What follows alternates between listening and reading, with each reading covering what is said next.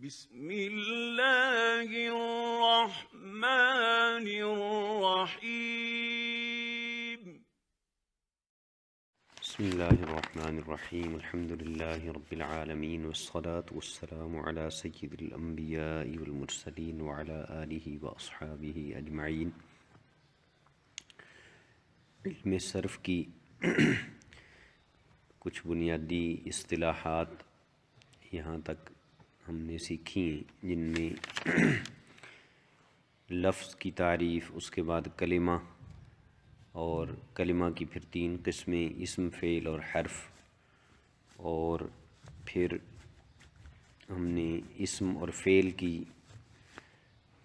6 قسمیں، یعنی ثلاثی، رباعی، خماسی، اور پھر ان میں سے ہر ایک کی آگے 2 بن جاتی ہیں، 6 اقسام جنہیں کہتے ہیں، ثلاثی مجرد، مزید فی، رباعی مجرد، رباعی مزید فی، خماسی مجرد، خماسی مزید فی، یہ سیکھیں۔ یہ بھی پڑھا کہ اسم میں یہ 6 کی 6 پائی جاتی ہیں، اور فعل میں صرف 4 پائی جاتی ہیں، یعنی ثلاثی مجرد اور مزید فی، رباعی مجرد اور مزید فی۔ پھر کلام عرب کا میزان، فا، عین اور لام ہے۔ میزان کسے کہتے ہیں اور وزن کرنے کی ضرورت کیوں پیش آتی ہے، کیسے کیا جاتا ہے وزن، یہ سارا کچھ ہم نے پڑھا۔ اس کے بعد پھر ایک اور تقسیم جو اسم اور فعل کی ہے، وہ 7 اقسام کی طرف ہے، یعنی اس تقسیم کے لحاظ سے 7 قسمیں بنتی ہیں: صحیح، محموز، مضاعف، مثال، اجوف، ناقص اور لفیف۔ ان کی بھی تفصیل، ان کی تعریفیں، مثالیں ہم نے پڑھی ہیں۔ اب اس کے بعد مصنف نے، صرف بہائی کے جو مصنف ہیں، انہوں نے پچھلے سبق میں جو آخری بات بیان کی تھی، وہ اسم کی 2 قسمیں بیان کی تھیں، اس میں جامد اور اس میں مصدر۔ اس میں ہم نے یہ پڑھا تھا کہ مصدر وہ اسم ہوتا ہے جس سے چیزوں کا اشتقاق ہوتا ہے، یعنی اس سے مختلف قسم کے اسم اور فعل بنتے ہیں، اور فارسی میں اس کے آخر میں دن یا تن آتا ہے، اردو میں نا آتا ہے۔ اس کے بعد مصنف نے کچھ مشہور مصدروں کے وزن ذکر کیے ہیں اور کچھ غیر مشہور مصدروں کے وزن ذکر کیے ہیں۔ اس سے کیا مقصود ہے، مصنف نے کیوں ان کو بیان کیا ہے؟ پورے ایک صفحے پہ یہ انہوں نے بیان کیے ہیں۔ پہلے مصدر لکھتے ہیں، پھر اس کا وزن لکھتے ہیں کیا، اور پھر آگے معنی فارسی میں لکھا ہے۔ مقصد اس سے یہ ہے کہ طالب علم کو یہ پتہ چل جائے کہ ان وزنوں کے اوپر مصدر، ثلاثی مجرد کے جو مصدر ہیں، چونکہ اس کتاب میں صرف ثلاثی مجرد سے بحث کی گئی ہے، یہ بات ذہن میں رہے، کیونکہ بالکل ابتدائی کتاب ہے نا، تو اس میں سب کچھ انہوں نے نہیں چھیڑا، ترتیب وار یہ چلے ہیں۔ صرف 7 اقسام میں سے صحیح اور 6 اقسام میں سے ثلاثی مجرد، یعنی پہلی قسم جو ہے نا، صرف اس کو انہوں نے اس کتاب کے اندر لیا ہے، ثلاثی مجرد اور صحیح۔ تو ثلاثی مجرد کے ان مصادر کے وزن بیان کرنے سے مقصود یہ ہے کہ طالب علم کو ان وزنوں سے شناسائی ہو جائے کہ اس وزن پر مصدر آ سکتا ہے، اور ساتھ ہی جو ذخیرہ الفاظ ہے، اگر طالب علم ان کو یاد کر لے تو اس کا ذخیرہ الفاظ بھی بہت بہتر ہو سکتا ہے کہ اس کو یہ سارے مصادر، ان کے کم از کم معنی یاد ہو جائیں۔ مثلا حمد، انہوں نے پہلا مصدر بیان کیا، حمد، یہ مصدر ہے، اس کا وزن فاعل ہے اور اس کا معنی تعریف کرنا ہے۔ شعر، اس کا وزن فعل ہے، اس کا معنی جاننا۔ شکر، اس کا وزن فعل، اس کا معنی شکریہ ادا کرنا، سپاسی داشتن۔ اب ان میں آپ دیکھیں کہ انہوں نے کیسی ترتیب سے ان کو بیان کیا ہے کہ پہلے میں فا کلمے پر فتحہ ہے، دوسرے میں کسرہ ہے، اور تیسرے میں ضمہ ہے۔ فاعل، فعل، فعل، یعنی اس ترتیب سے اس لیے بیان کیا ہے کہ طالب علم کے لیے ان کو یاد رکھنا آسان رہے۔ اسی طرح پھر رحمت، عفت، قدرت، یہ 3 مصدر آگے بیان کیے ہیں، ان میں سے رحمت کا وزن فعلت ہے، عفت کا فعلت ہے، اور قدرت کا فعلت ہے۔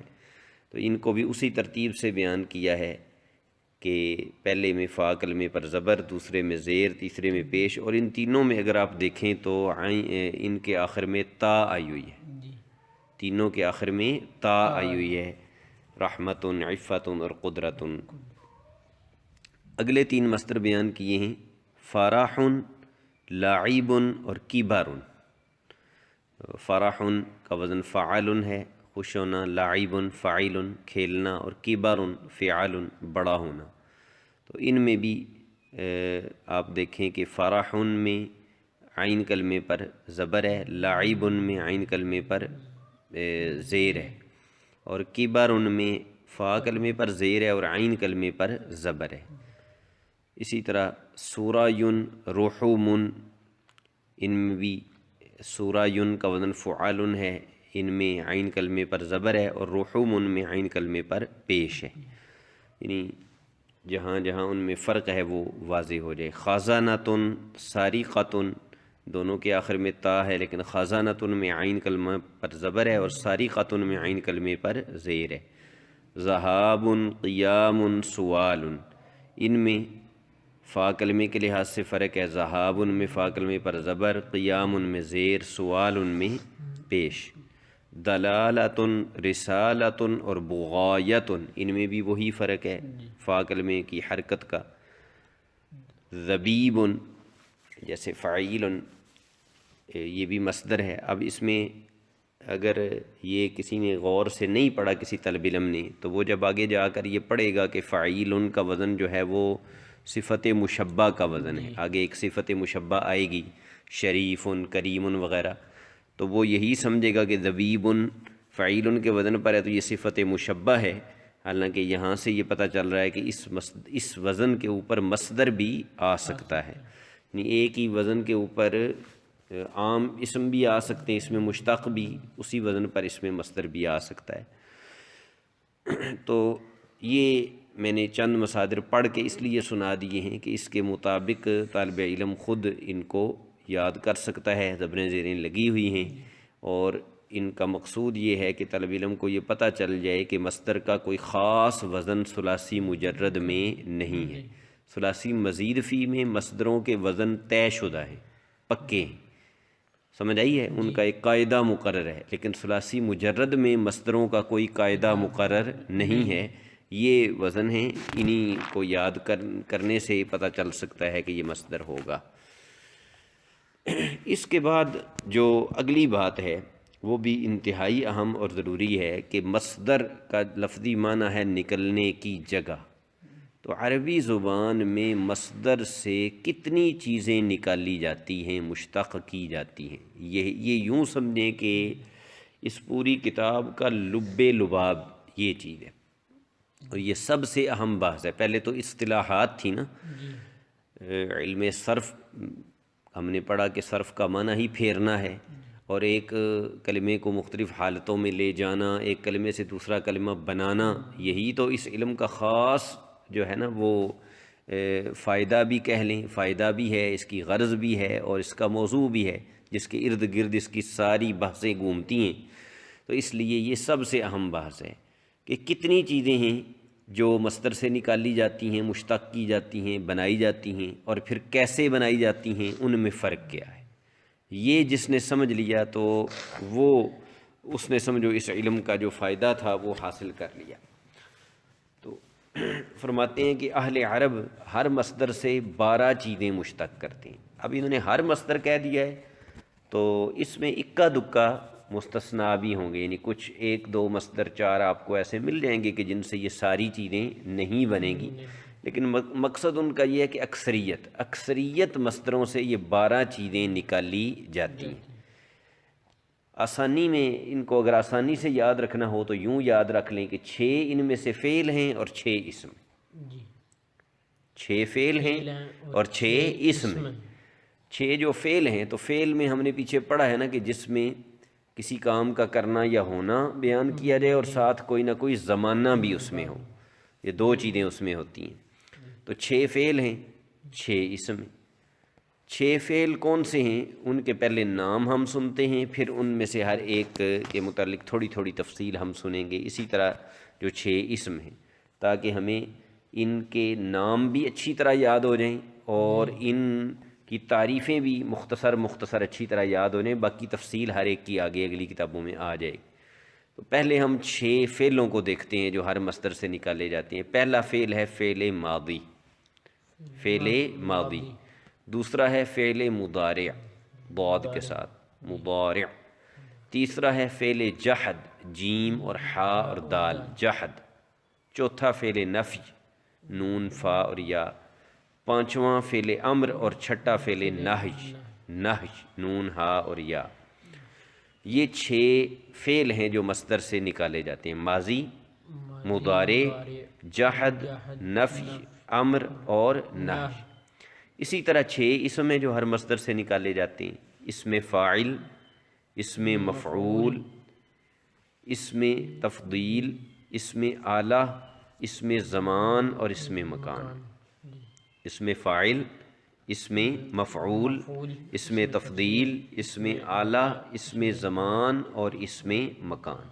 تو یہ 12 چیزیں ہیں، کل 6 فعل اور 6 اسم جو اہل عرب مصدر سے نکالتے ہیں۔ مثلا ضرب ایک مصدر ہے ہمارے پاس، ٹھیک ہے، اسی طرح حمد مصدر ہے، شعر مصدر ہے، شکر مصدر ہے، یہ پچھلے سبق میں ہم نے جو مصادر پڑھے ہیں۔ تو ہر ایک سے یہ 12 چیزیں جو ہیں نا وہ نکالی جائیں گی، بنائی جائیں گی، خاص طریقہ ہے ہر ایک کا بنانے کا۔ اس کتاب میں ہم طریقہ نہیں پڑھیں گے، ٹھیک ہے جی، طریقہ اس سے اگلی کتاب ہے انشاءاللہ، اس میں آئے گا کہ مثلا مصدر سے ہم نے فعل ماضی کیسے بنانی ہے، فعل مضارع کیسے بنانا ہے، جحد کیسے بنانا ہے، نفی بنانے کا قاعدہ کیا ہے، اسم الفاعل کس قاعدے قانون سے بنتا ہے۔ قاعدے قانون ان کو بنانے کے یا ان کو ایک شکل سے دوسری شکل میں لے جانے کے وہ ہم یہاں نہیں پڑھیں گے، یہاں صرف ہم ان کو یاد کریں گے، ان کی گردانوں کو یاد کریں گے، اور جب پہلے مرحلے میں گردانیں یاد ہو جائیں گی، زبان پہ وہ الفاظ چڑھ جائیں گے، تو پھر ان کو بنانے کا طریقہ کیا ہے وہ بھی سمجھنا اور سیکھنا ہمارے لیے آسان ہو جائے گا۔ تو اب ہم نام تو ان کے ہم نے پڑھ لیے ان 12 چیزوں کی، ان کی تھوڑی تھوڑی تشریح تاکہ ان کا معنی مفہوم ہمیں ذہن نشین ہو جائے۔ تو ماضی چونکہ گزرے ہوئے زمانے کو کہتے ہیں، تو فعل ماضی وہ فعل ہوگا کہ جس میں گزرے ہوئے زمانے میں کسی کام کے کرنے کا ذکر ہو، جیسے اردو میں ہم کہتے ہیں وہ آیا، وہ گیا، وہ بیٹھا، وہ بولا، وہ سویا۔ تو ان میں ہم دیکھ رہے ہیں نا کہ ایک کام کے گزرے ہوئے زمانے میں ہونے یا کرنے کا ذکر ہے، یہ فعل ماضی ہوتا ہے جس میں گزرے ہوئے زمانے میں کسی کام کا کرنا یا ہونا بیان ہو۔ مضارع میں 2 زمانے پائے جاتے ہیں، حال اور مستقبل۔ حال اور مستقبل یعنی موجودہ اور آنے والے زمانے میں اگر کسی کام کا کرنا یا ہونا بیان کیا گیا ہے تو وہ فعل مضارع ہوگا۔ جیسے اردو میں ہم کہتے ہیں وہ کرتا ہے یا کرے گا، وہ کھاتا ہے یا کھائے گا، وہ نماز پڑھتا ہے یا پڑھے گا، تو یہ فعل مضارع ہے۔ فعل جحد سے مراد یہ ہے کہ جس میں ماضی کے اندر گزرے ہوئے زمانے کے اندر کسی کام کے نہ ہونے یا نہ کرنے کا ذکر ہو، ٹھیک ہے، مثلا وہ نہیں آیا،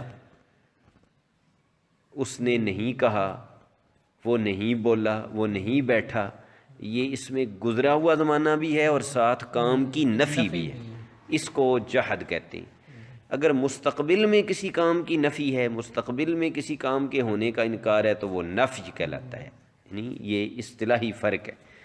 ماضی میں کسی کام کی نفی ہے تو اسے کیا کہیں گے؟ جحد، اور آنے والے زمانے میں مستقبل میں نفی ہے، وہ ہرگز نہیں آئے گا، وہ ہرگز نہیں بولے گا، وہ ہرگز نہیں بیٹھے گا، تو یہ نفی کہلائے گا۔ اور جس فعل میں کسی کو دوسرے کو کسی کام کے کرنے کا حکم دیا جائے وہ امر کہلاتا ہے، اور منع کیا جائے وہ نہی ہوتی ہے، ٹھیک ہے۔ اس طرح ہمیں ان 6 فعلوں کی مختصر تعریفیں پتہ چل گئیں جو بنائے جاتے ہیں ہر مصدر سے، ماضی، مضارع، جحد، نفی، امر اور نہی۔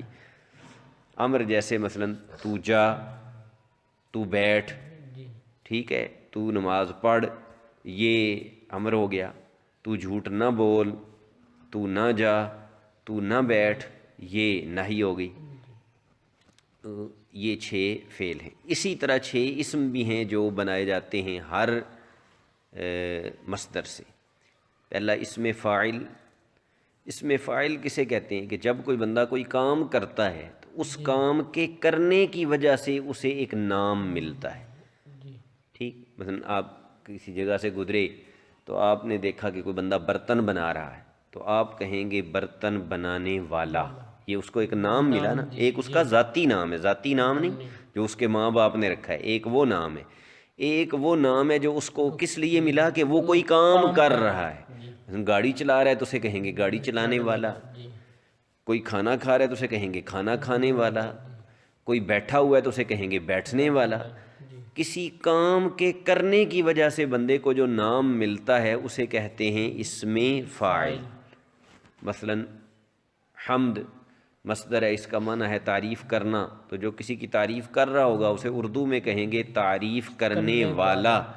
تو جیسے اردو میں تعریف کرنے والا کہہ رہے ہیں، آخر عربی میں بھی تو اس کے لیے کوئی لفظ ہوگا نا، اس کو اسم فاعل کہتے ہیں۔